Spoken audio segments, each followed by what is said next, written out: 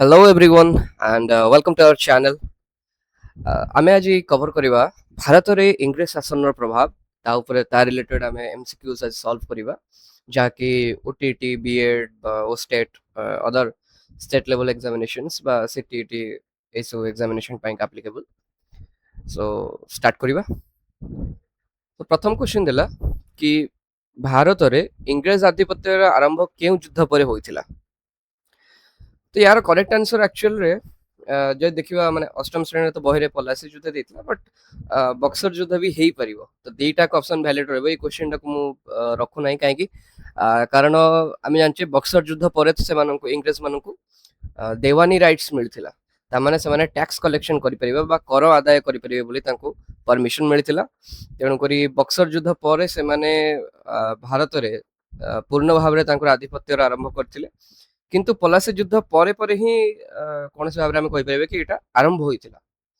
ତେଣୁ କ୍ୱେଶ୍ଚିନ୍ ଦେଖିକିରି ଆପଣମାନେ ୟାର ଆନ୍ସର ଦେବେ। ତ କରେକ୍ଟ ଆନ୍ସର ଏଠି ଅବଶ୍ୟ ପଲାସି ଯୁଦ୍ଧ ରଖାଯାଇଛି ବଟ୍ ଦେଖିକିରି କାହିଁକିନା ବକ୍ସର ଯୁଦ୍ଧ ବି ହେଇପାରିବ। ନେକ୍ସଟ କ୍ୱେଶ୍ଚିନ୍, ପଲାସି ଯୁଦ୍ଧ କେବେ ହୋଇଥିଲା? ତ ୟାର ଉତ୍ତର ଆମେ ଜାଣିଛୁ 1757 ମସିହାରେ ହେଇଥିଲା ପଲାସି ଯୁଦ୍ଧ। ଆଉ ଏଥିରେ ବଙ୍ଗର ନବାବ ସିରାଜଉଦ୍ଦୌଲା ପରାସ୍ତ ହୋଇଥିଲେ ବ୍ରିଟିଶ ଇଷ୍ଟ ଇଣ୍ଡିଆ କମ୍ପାନୀ ଠାରୁ।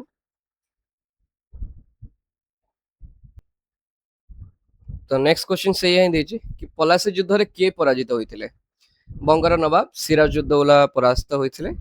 ଆଉ ଏଇ ଯୋଉ ମିର୍ଜାଫର ମୀର କାସିମ ମାନେ କେହି ମାନେ ଆମର ନାହାନ୍ତି। ମିର୍ଜାଫର ହଁ ବିଶ୍ୱାସଘାତକତା କରିଥିଲେ ଆମେ ଜାଣିଛେ ପଲାସି ଯୁଦ୍ଧରେ ସିରାଜଉଦ୍ଦୌଲାଙ୍କ ସହିତ, ସେଥିପାଇଁ ସିରାଜଉଦ୍ଦୌଲା ହାରି ଯାଇଥିଲେ। ତ ନେକ୍ସଟ କ୍ୱେଶ୍ଚିନ୍ ରହିଲା, ଇଂରେଜ ଇଷ୍ଟ ଇଣ୍ଡିଆ କମ୍ପାନୀ ପ୍ରଥମେ କେଉଁ ଉଦ୍ଦେଶ୍ୟରେ ଭାରତକୁ ଆସିଥିଲା? ବାଣିଜ୍ୟ ଉଦ୍ଦେଶ୍ୟରେ। ବାଣିଜ୍ୟ ଉଦ୍ଦେଶ୍ୟରେ ଯେତେବେଳେ ତାଙ୍କୁ ଚାର୍ଟର ମିଳିଥିଲା ତ ସେମାନେ ଭାରତକୁ ଆସିଥିଲେ ବାଣିଜ୍ୟ କରିବା ପାଇଁକା। ଏବଂ ବାଣିଜ୍ୟ କରୁ କରୁ ସେମାନେ ଭାରତରେ ଶାସନ କରିବା ଆରମ୍ଭ କରିଥିଲେ। ଯେତେବେଳେ ଏହିପରି ପଲାସି ଯୁଦ୍ଧ ଏବଂ ବକ୍ସର ଯୁଦ୍ଧ ଜିତିବା ଆରମ୍ଭ କଲେ ତାପରେ ସେମାନେ ସାମ୍ରାଜ୍ୟ ବିସ୍ତାର ଆରମ୍ଭ କରିଥିଲେ।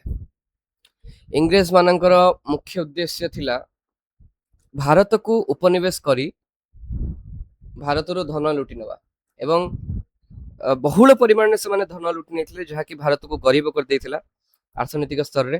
ଯେତେବେଳେ ସେମାନେ ବ୍ରିଟିଶ ମାନେ ଆସିବା ପୂର୍ବରୁ ଭାରତର ମାନେ ଗ୍ଲୋବାଲ ଜିଡିପି ରେ କଣ୍ଟ୍ରିବ୍ୟୁସନ ବହୁତ ଭଲ ଥିଲା, କିନ୍ତୁ ସେଟା ଖସିକିରି ପାଖାପାଖି 2-3% କୁ ଖସି ଯାଇଥିଲା ଯେତେବେଳେ ବ୍ରିଟିଶ ମାନେ ଭାରତ ଛାଡିକି ଯାଇଥିଲେ।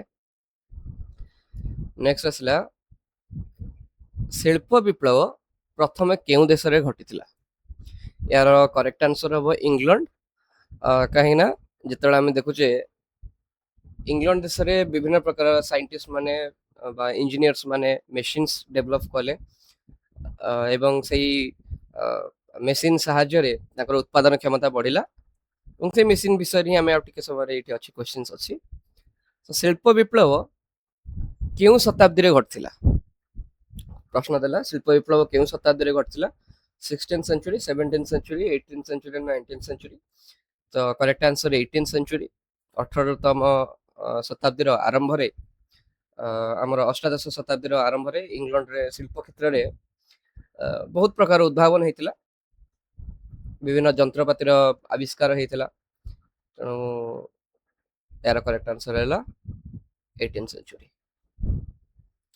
ନେକ୍ସଟ, ଶିଳ୍ପ ବିପ୍ଳବ ପୂର୍ବରୁ ସାମଗ୍ରୀ କିପରି ଉତ୍ପାଦନ ହେଉଥିଲା? ଅବଭିୟସଲି ହାତରେ ହିଁ ହ୍ୟାଣ୍ଡମେଡ ରହୁଥିଲା ଆମର ବିଭିନ୍ନ ପ୍ରକାର ଉତ୍ପାଦନ। ସ୍ପିନିଂ ଜେନିର ଆବିଷ୍କାର କିଏ କରିଥିଲେ? ଏଇଟା କ୍ୱେଶ୍ଚିନ୍ ଅଛି ଅଷ୍ଟମ ଶ୍ରେଣୀର ବହି, ଆମେ ଯଦି ଓଡ଼ିଆ ବହି ଦେଖୁଛେ ଅଷ୍ଟମ ଶ୍ରେଣୀର ବହିରେ ଥିଲା ଏଇଟା। ଉଦ୍ଭାବକ ଆଉ ତାଙ୍କର ଉଦ୍ଭାବନ। ତ ସ୍ପିନିଂ ଜେନି ଜେମ୍ସ ହାରଗ୍ରିଭ୍ସ ଉଦ୍ଭାବନ କରିଥିଲେ। କ୍ୱେଶ୍ଚିନ୍ ଆସିପାରେ। ଆଉ ଏଇଟା ସେଇ 1764 ମସିହା ପାଖାପାଖି ହେଇଥିଲା। ତ 1764 ଆମେ ମନେ ରଖିଛେ କଣ କି ଆମର ବକ୍ସର ଯୁଦ୍ଧ ହେଇଥିଲା। ନେକ୍ସଟ ହେଲା ସ୍ପିନିଂ ମିଉଲର କିଏ ଆବିଷ୍କାର କରିଥିଲେ? ଇଏ ହଉଛନ୍ତି ସାମୁଏଲ କ୍ରମ୍ପଟନ। ଆଉ ଏଇଟା 1779 ମସିହାରେ ଆବିଷ୍କାର ହେଇଥିଲା। Next power loom. Power loom ର ଆବିଷ୍କାର ଥିଲେ ଏଡମଣ୍ଡ କାର୍ଟରାଇଟ। ତ ମୁଁ ଆକ୍ଚୁଆଲି କଣ କରିଛି ନା ଏଇ ଯୋଉ चैप्टर टाको तुमरो क्लास 8th रो जो ओडिया बही थिला ओडिया मीडियम बही तादर ही तुमरो तो डायरेक्टली क्वेश्चन आसछि तेणु करी से बही को से जो चैप्टर को एंटायरली एमती क्वेश्चन फॉर्मेट रे कर देछि सो दैट आपण माने जदि पढ़ी नाहंती से चैप्टर टाको बा समय पाइ नाहंती तो क्वेश्चन माध्यम रे आपण एटा बुझि पारबे एडमंड कार्टराइट थिले पावर लूम रो आविष्कर्ता बाष्पीय शक्ति एटा सबुठु इजी क्वेश्चन मन रखिबार उचित आमन पयका जेम्स वाट थिले हमरो बाष्पीय इंजन रो आविष्कारक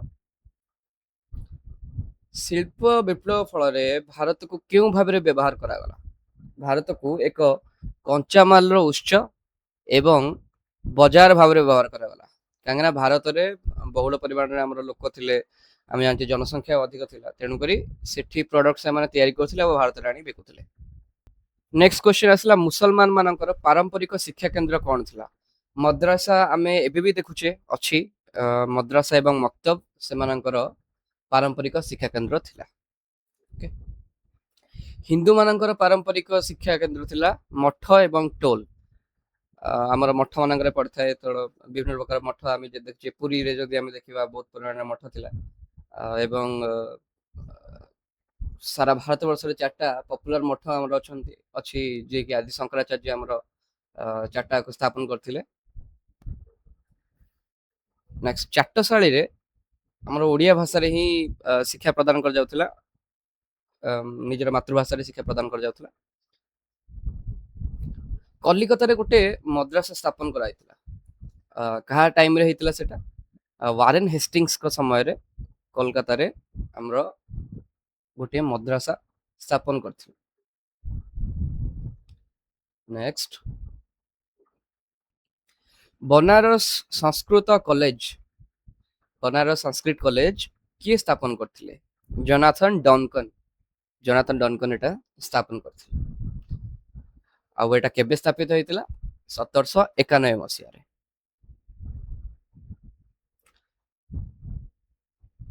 बनारस संस्कृत कॉलेज जो स्थापन करा जायतिला सेठरे केउ विषय पढ़ा जाउतिला सेठिरे हिंदू आईन एवं दर्शन पढ़ा जाउतिला हिंदू मानकर जो आईन रहला एवं हमर जो दर्शन शास्त्र रहउतिला ताहार सेठी अध्ययन करा जाउतिला देशीय शिक्षा को केउ माने विरोध करथिले ऑब्वियसली क्रिश्चियन मिशनरी माने देशीय शिक्षा को विरोध करथिले काहे से माने धार्मिक शिक्षा रे प्रसार करिया को चाहुथिले एवं भारत रे से माने तांकर धर्म को प्रचार करबा को चाहुथिले सेत पई क्रिश्चियन मिशनरी हेबे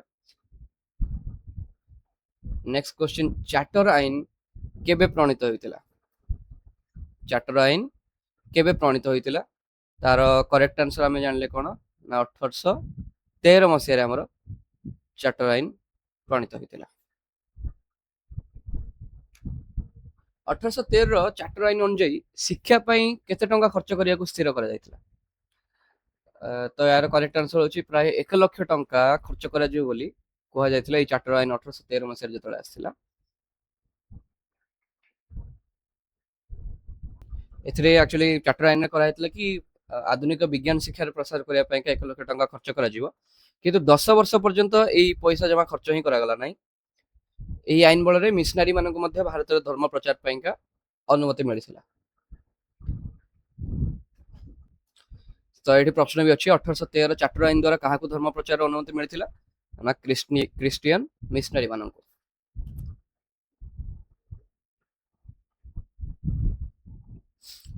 शिक्षा वितर्कर गोटे गोष्ठी केउ शिक्षा को समर्थन करथला पाश्चात्य शिक्षा भारत रे हमर कोन होतला ना केतेको थिले नेता माने थिले जो माने कि चाहतले कि पाश्चात्य शिक्षा भारत रे नियाति भाबरे आगु को बढ़ू काहे ना से मानक द्वारा हमर चिंताधारा लोक मानकर जो अंधविश्वास थिला सेटा मनरु दूरीभूत हेबो सेत पयका से माने चाहतले कि पाश्चात्य शिक्षार प्रसार भारत रे घटू तो निहाती बार जोटी पाश्चात्य शिक्षार प्रसार पय किछ लोक चाहथबे अन्य गोटे गोष्ठी चाहिबे कोन कि देशीय शिक्षा हमर जारी रहू हमर भारत रे जेमती मद्रासा एपडे सेमती चाटशाळी मठ जेमती पाठ पढा चलची सेटा चाली रहू बोली समय चाहतले मोस्ट इंपोर्टेंट क्वेश्चन 1835 मसिया रे आधुनिक शिक्षा नीति किए प्रचलन करथिले तो यार आंसर हम समस्त जानिचे कोन ना लॉर्ड मैकले ମକାଲେ କୁହାଯାଏ ବା ଲର୍ଡ ମ୍ୟାକଲେ ଆମେ କହିପାରିବା। 1835 ମସିହାରେ ସେ ଥିଲେ କମ୍ପାନୀର ଆଇନ ସଭ୍ୟ ଥିଲେ ଏବଂ ଇଂରାଜୀ ମାଧ୍ୟମରେ ଆଧୁନିକ ପାଶ୍ଚାତ୍ୟ ଶିକ୍ଷାର ପ୍ରଚଳନ ପାଇଁକା ସେ ନିଷ୍ପତ୍ତି ଶୁଣାଇଥିଲେ। ଆଉ କାହିଁକି ଏଇଟା କରାହେଇଥିଲା ଆମେ ବି ଜାଣିବା, କାରଣ ଇଂଲଣ୍ଡରୁ କିରାଣୀ ଆଣିବା ସେଇ ସମୟରେ ଅଧିକ ଖର୍ଚ୍ଚାନ୍ତ ହେଉଥିଲା, ମାନେ କ୍ଲର୍କ ଆଣିବା ବହୁତ ବ୍ୟୟବହୁଳ ଥିଲା। ତେଣୁ ସରକାରୀ କାମ ଲାଗି ସହଜରେ କ୍ଲର୍କ ତିଆରି କରିବା ପାଇଁକା ସେମାନଙ୍କର ମୁଖ୍ୟ ଲକ୍ଷ୍ୟ ଥିଲା, ଯେଉଁଥିପାଇଁକା ଭାରତରେ ସେମାନେ ଶିକ୍ଷା ବ୍ୟବସ୍ଥା ଆଣିବାକୁ ଚାହିଁଲେ। ଲର୍ଡ ମ୍ୟାକଲେ କେଉଁ ଭାଷା ମାଧ୍ୟମରେ ଶିକ୍ଷା ଦେବାକୁ ସମର୍ଥନ କରିଥିଲେ? ସେ ଇଂରାଜୀ ଭାଷା ମାଧ୍ୟମରେ ଶିକ୍ଷା ଦେବାକୁ ସମର୍ଥନ କରିଥିଲେ।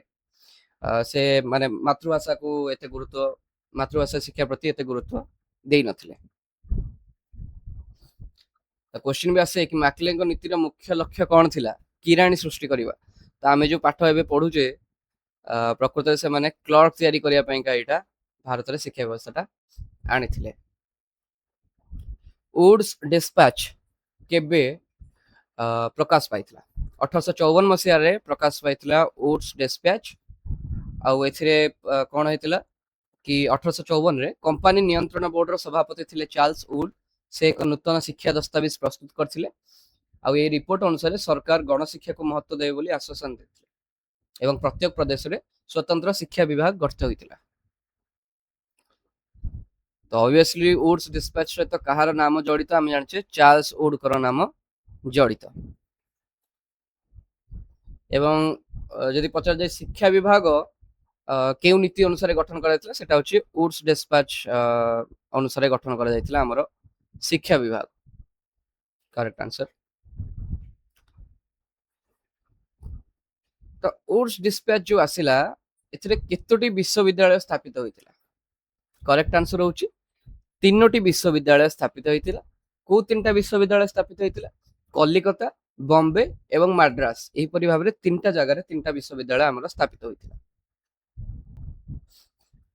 1857 ମସିହାରେ କେଉଁ ସହର ଗୁଡ଼ିକରେ ବିଶ୍ୱବିଦ୍ୟାଳୟ ସ୍ଥାପିତ ହୋଇଥିଲା? ତେଣୁ ଏଇଠି ବି କ୍ୱେଶ୍ଚିନ୍ ଦେଇଦେଇଛି, କଲିକତା, ବମ୍ବେ, ମାଡ୍ରାସ। ତ ଗୋଟେ ରିକ୍ୱେଷ୍ଟ ରହିବ, ଯୋଉମାନେ ଭିଡ଼ିଓଟି ଦେଖୁଛନ୍ତି ଦୟାକରି ଆମ ଚ୍ୟାନେଲଟିକୁ ଲାଇକ୍, ସେୟାର ଏବଂ ସବସ୍କ୍ରାଇବ କରନ୍ତୁ। ବିକଜ ଛୋଟ ଚ୍ୟାନେଲ ଆମେ ଏବେ ଗ୍ରୋ କରିବା ଷ୍ଟାର୍ଟ କରୁଛୁ। ଆପଣମାନଙ୍କ ପାଇଁ ଏମିତି ଭିଡ଼ିଓଜ ଆମେ ଆଣୁଛୁ, ଓଟିଟି ରିଲେଟେଡ୍ ହେଲା ବା ସିଟିଇଟି, ବିଏଡ୍ ଏଇ ରିଲେଟେଡ୍ ହେଲା। ସୋସିଆଲ ଷ୍ଟଡିଜ ଏବେ ଆମେ ମେନଲି ଆଣୁଛୁ, ତାପରେ ମ୍ୟାଥମେଟିକ୍ସ, ସାଇନ୍ସ ସବୁ ରିଲେଟେଡ୍ ସବଜେକ୍ଟ ଆମେ ଆଣିବୁ। ତ ଆପଣମାନଙ୍କ ସପୋର୍ଟ ରହିଲେ ଆମେ ନିହାତି ଭାବରେ ଏଇପରି ଭାବରେ ଆମେ ଗ୍ରୋ କରିଚାଲିବୁ। ଆଉ ଯଦି ଏଇ କଣ୍ଟେଣ୍ଟଟା ଆପଣ ଚାହୁଁଛନ୍ତି, ଯୋଉ ପିଡିଏଫଟା ଅଛି, ପିଡିଏଫଟା ମୋ ପାଖରେ ଆଭେଲେବଲ୍ ଅଛି। ଟେଲିଗ୍ରାମ ଗ୍ରୁପ ଆପଣ ଆମର ଜଏନ୍ କରିଦେବେ। ତା ଲିଙ୍କ ମୁଁ ପ୍ରୋଭାଇଡ କରିଦେବି ଆମର ଡିସ୍କ୍ରିପସନରେ। ସେଇଠୁ ଆପଣ ଜଏନ୍ କଲା ପରେ ଆପଣ ସେଇଠି ମାଗିଲେ ଆମେ ଦେଇଦେବୁ। ଭାରତରେ ଇଂରାଜୀ ଶିକ୍ଷା ପ୍ରସାର ପାଇଁ 1844 ମସିହାରେ କିଏ ନିର୍ଦ୍ଦେଶ ଦେଇଥିଲେ? Lord Hardinge.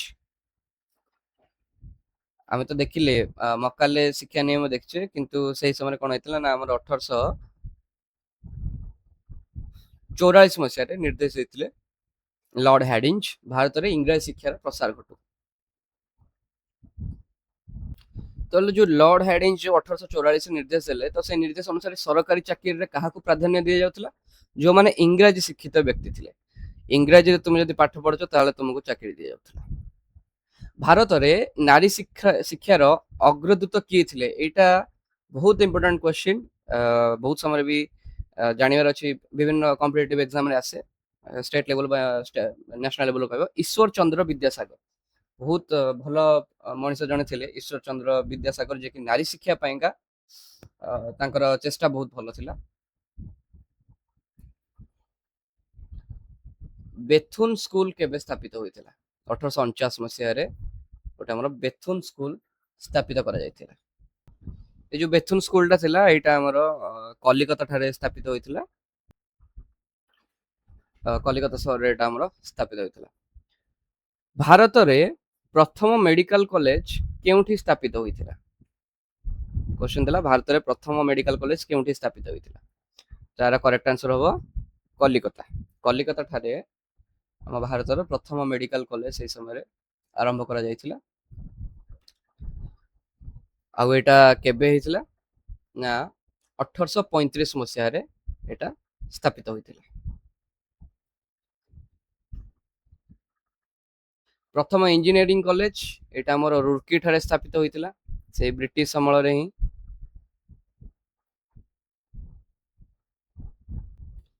वंदे मातरम कविता बंकिम चंद्र चटर्जी रचना करथिले। बंकिम चंद्र चट्टोपाध्याय कुआ जाए, चटर्जी भी कुआ जाए। तो वंदे मातरम कविता आ ये वंदे मातरम को नेकि आम जानिछे 2026 मसीह आम कौन है ना बहुत परिमाण में चलता पार्लियामेंट डिबेट चलता गोटे वंदे मातरम कविता नहीं जो समय देश में गरीबी रोचे लोक खाया पाना से समय मैंने वंदे मातरम कविता नहीं डिस्कसन जाते किंतु वंदे मातरम गोटे देशात्मबोधक संगीत आम कहीपर। आईटा गोटे उपन्यास ग्रहण कर क्यों उपन्यास आसाला ऑप्शन देला देवी चौधुराणी, कपाल कुंडला, आनंद मठ ना दुर्गेश नंदिनी। करेक्ट आंसर होची आनंद मठ। से बंकिम चंद्र चटर्जी एटा लिखिले आनंद मठ उपन्यास एवं स्टार देरे ही से गीतटी रखिथिले। तो ओडिसा रे आधुनिक शिक्षार प्रसार निहाती भाबरे हमरो इंग्रेज मानक समय रे ही स्टार्ट हेतिला बिकॉज मराठा कुह मोगल कुह एमाने के शिक्षा प्रसार पई सेते चेष्टित नथिले। ओडिसा रे प्रथम इंग्राजी विद्यालय केउटी स्थापित होइतिला? कटक रे हमरो एटा स्थापित होइतिला। आउ केबे हेतिला ना 1841 मसीह रे एटा स्थापित होइतिला 1841 मसीह। नेक्स्ट प्रश्न आसे रेभेन्सा कॉलेज जोटा कि 1868 मसीह रे प्रतिष्ठित होइतिला। से रेभेन्सा कॉलेज रो प्रतिष्ठाता किए? करेक्ट आंसर होची टी ई रेभेन्सा जहां नाम रे ही हमरो रेभेन्सा कॉलेज रो नामकरण होइछ। आउ रेभेन्सा कॉलेज समस्त जानछे हमें कटक शहर रे एटा अवस्थित। तो क्वेश्चन आउ आदे किछ नाही। आ एटा 1868 मसीह रे ही स्थापित होइथिला कटक रे टी रेभेन्सा द्वारा। हंटर कमिशन केबे गठित होइथिला? 1882 मसीह रे हमरो हंटर कमिशन गठन होइथिला। आउ यार नियुक्ति किए देथिले हंटर कमिशन को?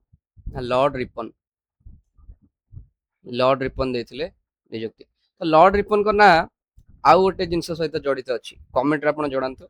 लॉर्ड रिपन भारत रे गोटे व्यवस्था आरंभ करथिले तां कुहा जाय कि भारत रे से व्यवस्था आनिबार जनक भाबरे तांको जणा जाय। तो आपण माने कमेंट रे जणांतु कि लॉर्ड रिपन केउ व्यवस्था भारत रे डेवलप कराइथिले। हंटर कमिशन केउ शिक्षा ऊपर विशेष गुरुत्व देउथला? प्राथमिक शिक्षा ऊपर देउथला। से विश्वविद्यालय शिक्षा, चिकित्सा बा इंजीनियरिंग शिक्षा न बरम प्राथमिक शिक्षा ऊपर अधिक गुरुत्व देइथिला।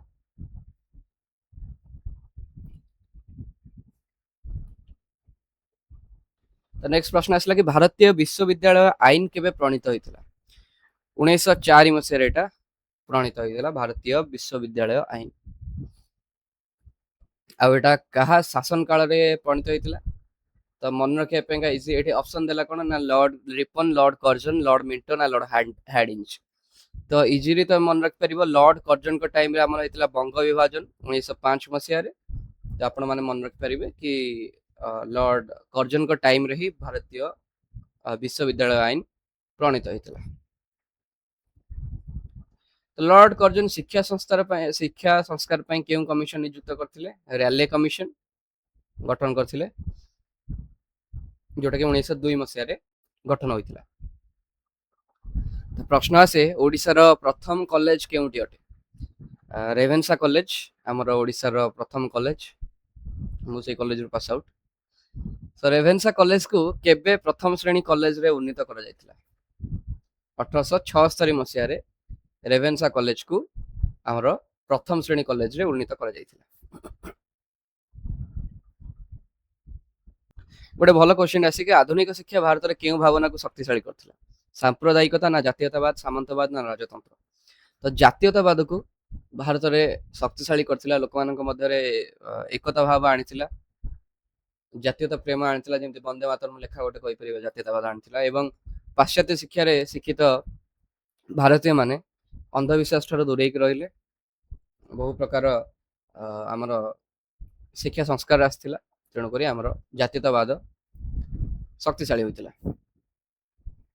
कारण या द्वारा वैज्ञानिक मनोभाव भी हमर जागृत होइतिला विकास होइतिला। तो ये जो हमर आधुनिक शिक्षा अवश्य वैज्ञानिक मनोभाव प्रकाश करैतिला विकास करैतिला किंतु एटा हमर देशीय शिक्षार अवनति घटितिला। एटा गोटे नकारात्मक प्रभाव थिला। देशीय शिक्षार अवनति घटितिला जे चाटशाली मठ एगुडाकर डिमांड टिको कमिया को लागिला एवं पाश्चात्य शिक्षार प्रसार करथिला। सो आजिर भिडियो आम एतिक डिस्कस करुचे नेक्स्ट पार्ट आम आनिबा ଏବଂ ସେଥିରେ ଅନ୍ୟ ଯାହା ସବୁ ରହିଗଲା ସେଗୁଡ଼ିକ ଆମେ ଡିସ୍କସ୍ କରିବା ଏଇ ଚାପ୍ଟରରୁ। ଆଶା କରୁଛି ଭିଡ଼ିଓଟି ଭଲ ଲାଗିଥିବ। ଲାଇକ୍ କରିବେ, ସେୟାର କରିବେ, ସବସ୍କ୍ରାଇବ୍ କରିବେ ଏବଂ କମେଣ୍ଟ ଦେବାକୁ ଭୁଲିବେ ନାହିଁ। ଏତିକି କହି ଆମେ ରଖୁଛୁ। ଜୟ ହିନ୍ଦ, ଜୟ ଭାରତ।